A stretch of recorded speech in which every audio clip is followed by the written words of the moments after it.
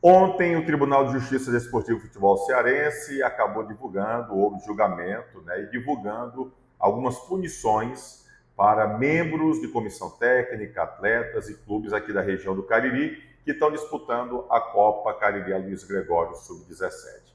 Bom, a Verônica Sampaio Pinheiro, secretária-geral do Tribunal de Justiça Desportivo e Futebol Cearense, é quem assina, né, essa decisão, né, a divulgação, o edital de intimação. Pois bem, do jogo Barbalha e Crato, dia 26 de outubro, nós tivemos aqui apenado o Rodrigo Alves dos Santos, que é membro da comissão técnica do Crato, foi apenado com 4 partidas de suspensão. Ele teria tido uma infração aí do artigo 243 do parágrafo 1º do CBJD, que é o Código Brasileiro de Justiça Desportiva, tá bom?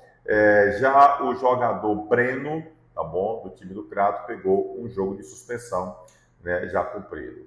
Já na denúncia referente aqui ao jogo, o David Robson, né, do jogo Cariri e Guarani, o David Robson, que é do Cariri, ele acabou pegando aqui um jogo de suspensão, tá certo? Do jogo envolvendo Barbalha e Icasa, 1º de novembro, foram denunciados o Arthur do Barbalha, jogador Ariel do Icasa e também o time do Icasa.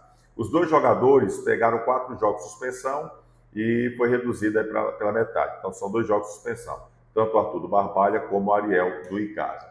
Já o Icasa foi denunciado, cadê aqui? A Procuradoria denunciou o Icasa e estipulou uma multa de R$5 mil. O Icasa tem 30 dias para pagar, referente à infração dos artigos 211 do CBJD, Lei 10.671/2013 do Estatuto do Torcedor. E aí cita os artigos, tá bom? Além desses R$5 mil, também o tribunal pede que o Icasa comprove até antes da próxima partida de sábado, tá bom? Requisitos de segurança e presença de ambulância, sob pena de interdição do CT Praxedão.